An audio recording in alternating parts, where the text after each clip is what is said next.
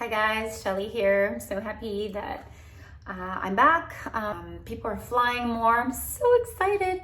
Again, is it safe? I've been asked over and over again, is it safe to fly? Yes, it is, you guys. It is. You will be required to wear your mask, okay, through the entire flight. So if it is a 3-hour flight, you need to keep that mask on. If it is a 5-hour flight, you need to keep that mask on.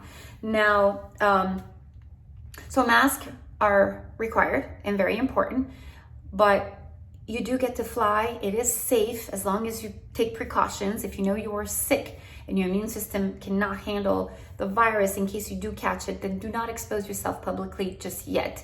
Wait for the vaccines to come along, and when it does, then if that makes you feel safer, you may go ahead and take that vaccine to protect you when it does come out.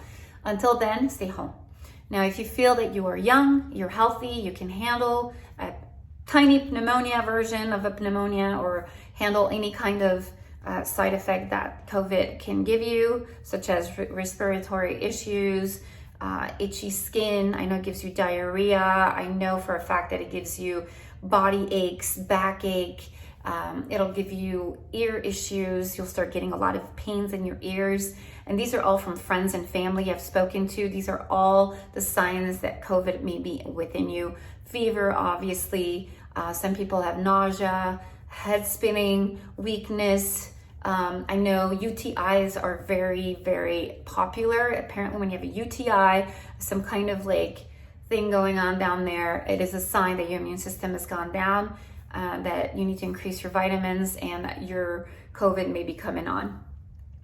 So unfortunately, those are all the signs from the people that I've talked to that have told me that this is what they experienced right before getting it. So I'm just kind of quoting what they've said, and I wanted to share that with you. So if you feel any of these symptoms, go get tested. Sometimes you are a carrier without showing any signs. You cannot, and the cough, obviously, the cough is like a big thing, but so fever and cough and all that. But I know two of my friends in Florida, which I haven't seen in a long time. They're not in Orlando, they're in Fort Lauderdale. They are positive and do not have any signs. They feel a little weak, but everybody feels weak and tired nowadays. It is really hot in Arizona too, and I'm sure moms are busy, some people are working, everybody's tired. So it's hard to tell that, oh, I'm tired, it's because I have COVID. So you have to get tested. There's 2 ways that I know that I've gotten tested myself about 2 weeks ago. Very simple. I think I'm gonna post it here, how I did it, and it was very, very quick and very easy. So the one way to do it, I believe, is pixel.labcorp.com. So you can go online. It's really, really easy, you guys. You just order your package online. They'll send it to you via FedEx literally the next day or the day after. You get it. You take that little Q-tip. You just kind of swab your nose at the surface here. You don't have to go that high, as long as you don't see the tip, so you put it in. Put it inside the test tube, cover the test tube, put it back in the box, put it back into the FedEx packaging, read the instruction. They'll tell you to call this number for FedEx to come and pick it up right away, unless you have a FedEx nearby you want to drop off. But if you're not feeling well, the last thing you want to do is be driving and expose yourself to other people. So leave it in front of your house, call them, they'll come pick it up within an hour or 2 or whatever is scheduled that day. They'll pick it up and they'll send it to the laboratory. I believe it's in Connecticut. And you'll get your result either the day after or the second day. It's very quick. It can be done from home, or you can do it at CVS. So you go on CVS.com, schedule your appointment, drive through the hour of your appointment, get the package. I believe you do the same swabbing. You do it yourself, put it in the packaging, give it to them, leave with your car. You'll get the results though between 7 and 10 business days. So I think CVS is a little bit more slow, but if you do it online, and you do the one that I did, which was amazing. And I think I'm gonna post a little video right here to explain how I did it. That, I don't wanna touch the tip, so I won't, I'll just.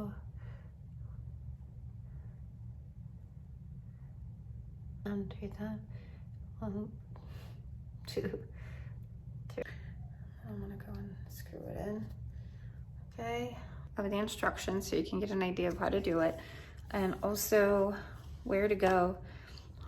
So it's called pixel.labcorp.com, www.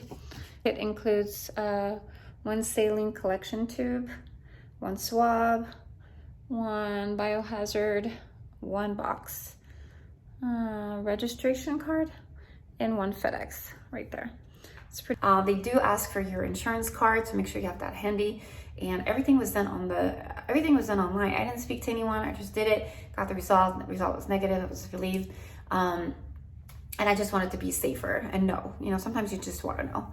Anyways, so going back to jobs, you guys, I mean, is it safer to fly? I believe it is. The air, I mean, obviously at the airport, you're in contact with a lot of people, so you take your distancing. When you're seated in the plane, they do kind of skip every other passenger, so you will not be seated next to someone.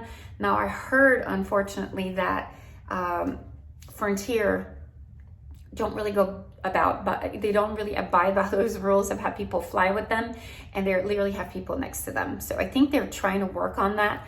So if they are, just keep your mask on, okay? So I think I don't know if it was American as well, who kind of see people next to you without skipping a passenger, which I think is kind of like bizarre, because even now you go to restaurants, you will not be seated next to someone. They'll make sure that they have one table down and another open. So I don't understand why the airlines would have you seated next to someone, but that's kind of something I need to look into. I've heard 2 stories. I've heard people saying I just flown with them and they sat me next to someone, a stranger, and then I've spoken to other people saying no, we were spaced out. So I don't know if it depends on the flight attendants or it depends on the scenario of how many passengers they have that day and how they want to accommodate people. So I don't know how that works yet, but make sure you have your mask, you guys. And if you're like me and claustrophobic, I have such an issue with the mask, you guys, you have no idea. But there are some masks now that I just found out. They are sold on Amazon. And it's kind of, you know how that visor is here, but it's a visor that's this way. Okay, so it's got elastic. The plastic visor goes here. So it doesn't really fog too much, because when you have the visor, you can fog the whole visor and you can't see, but they're plastic. And so you could breathe, So again, that's just to avoid your spit on someone, or to avoid someone kind of like spitting on you if they're talking, but otherwise you're still breathing the air. It is what it is, whether you're wearing that, if you're wearing the visor, which is a cute little visor. I think I'm going to get that, but I can't when I'm working, because at work they have a specific mask that they want you to wear. So anyways, I'm going to do what I'm going to do until we don't need to wear them anymore, which I'm hoping soon, because I'm like, I can't breathe. And it makes me even weaker wearing it, because I'm breathing my own CO2, and it just gives me a headache, and I just don't feel well, and I feel like fainting. It's just horrible. Anyways, that is my problem. That's not your problem. But if you guys watch the video about, things you don't know about me, the first thing I say is I'm claustrophobic. I really am. And that does not help my case. Anyhow, so when you're in the air and you're in a plane, yes, you are next to people. They're probably 6 feet away or not. The air that you are breathing in the plane is circulated in a way that it actually is healthier, because it comes and goes. It goes outside of the plane and back, and you're getting fresh air. The air that is circulating is actually 10 times healthier than the air that you're breathing in your home, which is not as circulated, or in a building, or in a mall. So my thing is it healthy to fly? I believe so. I truly, truly believe so. I think you're gonna get a lot more fresh air, and you have your little vent too, where you can control, which I always recommend to leave on, so that if there's any germs, you're throwing that air on top of you and you're pushing all the germs away. So I believe that it is really important that you keep that air vent. Bring your disinfecting wipes, wipe the interior, your seat, your tablets, your armrest. Make sure you disinfect everything and bring it with you. So when you open the bathroom door, or you can just wear gloves, so that will kind of, and it'll be the end of your worries, because you could just wear your gloves and kind of take them off. And there's a technique to take them off, because if you're touching your bare hand on your glove, you're touching all your germs. So there's a way to remove gloves if you are wanting to wear that. But if you don't want to wear gloves because you're already wearing a mask, we're all gonna look like we're all gonna look like, what do you call it, the people at an operation table, all these doctors. We're all geared up to go for an operation, because we're all like surgeon here. Anyway, but what I recommend is that you disinfect your area, even the vent, because people have touched it with their hands, and then you're golden. Take that paper or that disinfecting wipes that you use, make sure that it's compatible, put it in, it's compact, put it in your purse.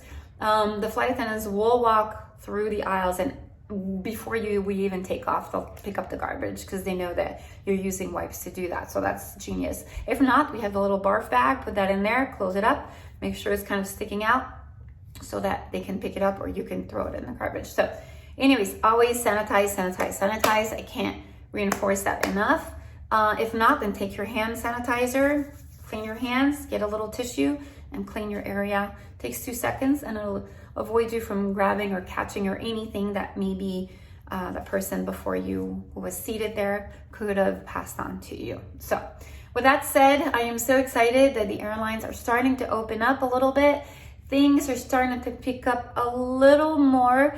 It's not like it was last year, of course, if you're comparing, but it is picking up, which is good news. I have a very nice and positive video. Like I said, I'm very grateful for all of you. Thank you, thank you, thank you for your faith, your belief in me and us and the airline. Thank you for flying again. You guys are starting to understand that flying will save the industry, and it has. And so I want to thank you all from the bottom of my heart, and I'm really excited and I'm happy, and I cannot wait to hear all about you guys' opinion. All right, so I love you guys.